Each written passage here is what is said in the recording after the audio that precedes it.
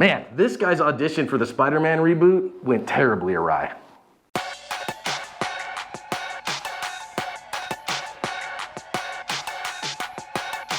Hi everyone, welcome to today's bonus badge cam lesson here at Active Self-Protection. I am your host, John Correa. With me, our co-host, Mike Williver. Today's video comes to us from Greenville, South Carolina. Big Tech's Ordnance is my go-to source for accessories for all your defensive and competition firearms. They have great holsters with accessories for concealment and ship fast at great prices. I'm a proud customer and recommend them without hesitation. Officers have been called here to the reports of a burglary in progress and a burglar on the roof. And you can see him right there on the roof across the way. This officer is going to try to start communicating with this guy, seeing what he's doing. It takes a little while for the badge cam audio to catch up. But you see the guy standing there. Turns out he was the 911 caller when we find all this out in a moment. Let's listen into the audio.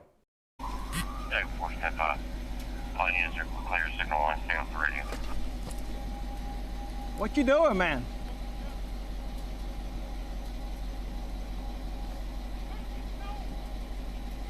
What you doing up there? What you doing up there?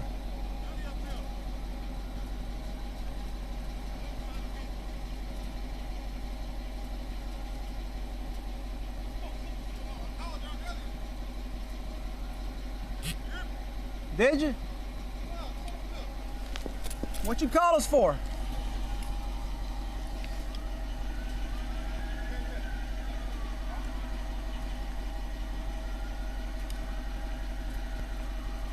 Damn, this ain't gonna be good.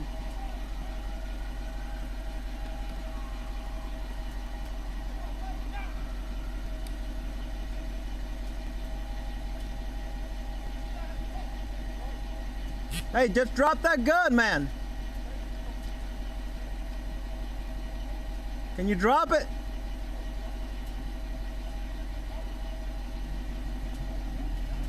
Drop it. Just throw it down. Throw it down. Can you throw it down?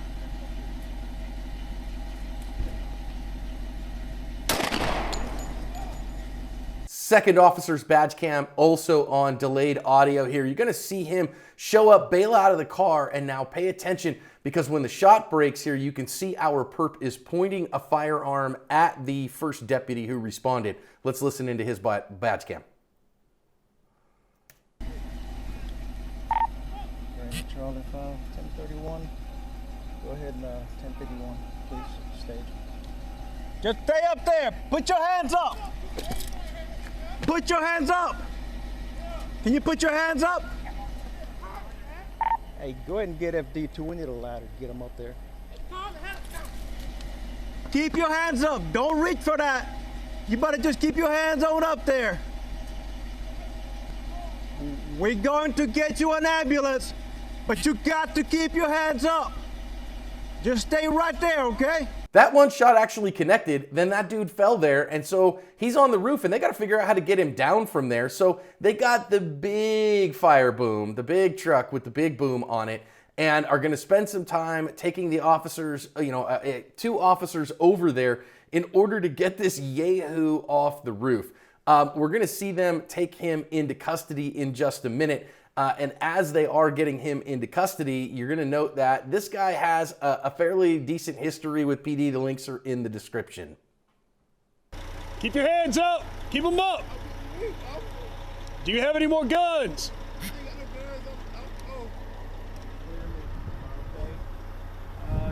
Yeah, keep going, keep going. Keep going up a little bit. A little bit more to the left. Stay where you're at. Stay right there. We're coming to get you. We're going to get you some help, okay? Stay right there. Stay right there, man. You're all right. We're coming to get you.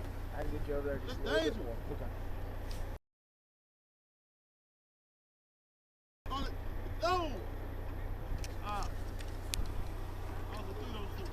I'm not going to shoot you, man. Just keep your hands up. Do what?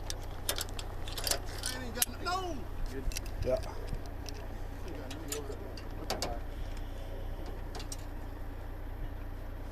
Just keep your hands right where they are. that gun right here. Yeah, we see it.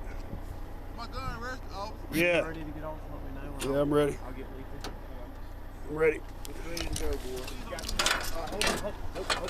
Yep. Thank you. No. Stay right there. Do not move. Do not move. Keep your hands up. It's up. Keep them up. I don't have nothing. Okay, we're gonna put you in handcuffs. What y'all call us SWAT up here for? Huh? What y'all call us SWAT? Hey, listen. Put these on you right here. You got no other weapons? My back, man. Okay. Yeah, we see it. No, please. You got any other guns on See you? it. I ain't got no guns on me. No guns? Guns. We just gonna make sure, man. Dude was carrying a firearm, but it looks to me like there actually wasn't any ammo in the firearm. Not that that really matters. They did get him into custody, and he is facing a cornuplethora of charges, and we're gonna think about lessons. Okay, I want you to guess. I want to know from you, before we get there, I wanted to ask you, how far do you think that shot was that deputy took? I actually think it'll surprise you. Mike, this is the weird stuff that happens on night shift, right? Like, I mean, every day is a different thing, and you certainly don't expect a guy on the roof with a gun who calls in his own burglary in order to have a shootout with cops. If there's one thing we can say for certain watching enough of these videos, is that there's no usual shift for a police officer in the United States. There's always something weird that could possibly happen, and this is definitely weird. I've heard of suspects on roofs before. It's not that uncommon, but a suspect on a roof pointing guns at people, I've never seen that before. So yeah, this is not what they were expecting when they were eating Dunkin' Donuts and drinking coffee at roll call. And two things that I see here. Number one, I think the officer does a really good job of de-escalating. Really good job of trying to initiate contact. Remember, if you're going to try to de-escalate, first thing you have to do is make contact, actually talk to the person, connect with them. And that's number one. I think he does a good job of that. Number two, he is using his patrol cruiser for cover really well. Now, normally we'd say back off that cover a little bit, but in this case, you got to stay close because he's elevated. Absolutely, yeah. If he's where he is, if you're backed off the cover a few feet, it's no longer cover. He now has a clear shot at you and an elevated position, which is technically an advantage, but he does have a light in his face, so, yeah, hugging the cover in this case was completely justified. It also looks to me like the officer used the trunk lid to stabilize his shot. I went and measured this shot. This shot's about 110 feet. So we are approaching something like 35, 36 yards at an elevated person. And that is a huge shot for most people. Practicing that marksmanship, even from arrest, I think is something that a lot of people don't do. Absolutely. If you're at the range and you don't practice from a rest position, I would highly recommend it, especially for those longer shots. And the marksmanship here is particularly important because he's shooting at in the direction of someone's house, so he can't miss low at all. That's super important. There could be people sleeping. There probably is people sleeping behind those windows, so his accuracy here is crucial. Now, I think what we see here, it's just an interesting thing. I want to stop and remind everybody that the officer's badge cam who took the shot is behind the cover, so he didn't get to see that. Thankfully, we have a second one here that not every badge cam is going to show every angle, and so it doesn't give us all the details. You got to have more than just a badge cam in order to get all the details. Thankfully, we got a second angle here so we can see that. Secondly, of course, this one to me is a pretty cut and dried issue. This officer tried to de-escalate. Guy points a gun at you. You're not going to spend time wondering, is that gun loaded? What's going on there? If somebody points a gun at you, you can believe that they mean it. Absolutely, John. And I got to say, even, this is a very far away view we have from this badge cam, so it's tough to say if he can make out a gun in his hand. Regardless, if we know you to be armed and you're pointing at us in any way, shape, or form, we can't be sure. You have to take the utmost caution and use force as necessary. And if you don't want to get shot on the roof, the answer is to empty your hands and put them high up in the air until they take you into custody. This guy, I don't know, I understand what his plan was exactly at this point, especially since he's the one who called the police. Yeah, and obviously this is a pretty big challenge. Now, I've shortened this one up. I mean, obviously, there's no standard operating procedures for use the big fire truck to get the perp who just had to get shot off of the second-story roof. It does look to me like, again, another one out of Greenville County that has an in-force light on it. Okay, fine, maybe that's duty, maybe that's issued. But you do want to be cautious and use the spill on your rifle as you can, because you'd rather not point a gun at somebody that you don't intend to shoot right now, because it's hard to see through the rifle. 100%. Just like with any other situation, if you're not in a position to shoot, some kind of low ready is always preferred for two reasons. One, like you said, you're not aimed in on him. Use the spillover from the flashlight instead of the center of the beam. And fairly recent Supreme Court precedent now says if you have an accidental discharge and you're aimed in on him and he did not need to be shot, you no longer have qualified immunity. You're now opening yourself up to all sorts of liability, not just with your department or legally, but personally and civilly. So don't do this.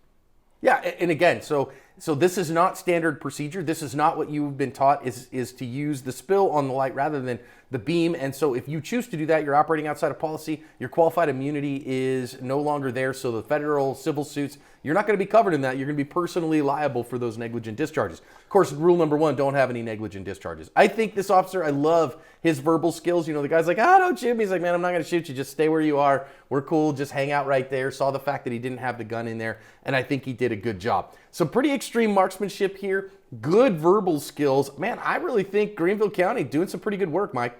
I think these two up here in the roof did a phenomenal job. You're not getting me up on that ladder, by the way. And I didn't mean to criticize him a minute ago with the point of aim, but I don't want this knucklehead to own your house and your cars. You know what I mean? That's all I'm trying to say. Amen and amen. All right, I think these officers did a good job. They covered their ass.